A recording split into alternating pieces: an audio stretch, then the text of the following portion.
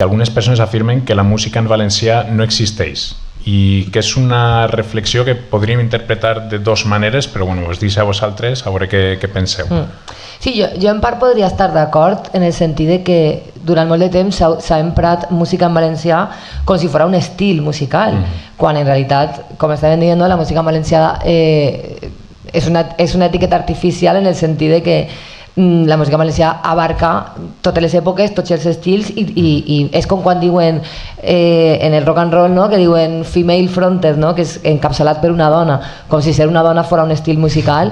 Doncs en això passa un poc el mateix, no? És agrupar, crear una connexió artificial sota un dels elements, perquè, no sé, música valencià també podríem dir música en baix o música en guitarra, vull dir, té el mateix sentit, no?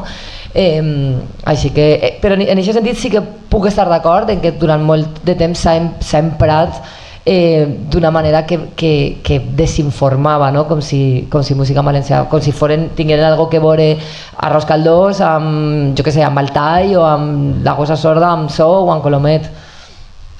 Sí, això és cert, però alhora també no trobem cap problema en dir música francesa o música italiana, música britànica, i sabem que si és música francesa se canta en francès, que si és italiana se canta en italià, que si és britànica es canta en anglès.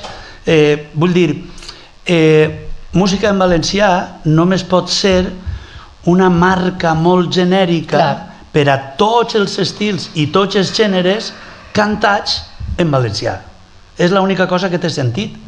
I quan algú pretén anar més enllà d'això, simplement està evidenciant que ignora completament la enorme diversitat estilística que hi ha i de gèneres que hi ha en la música en valencià.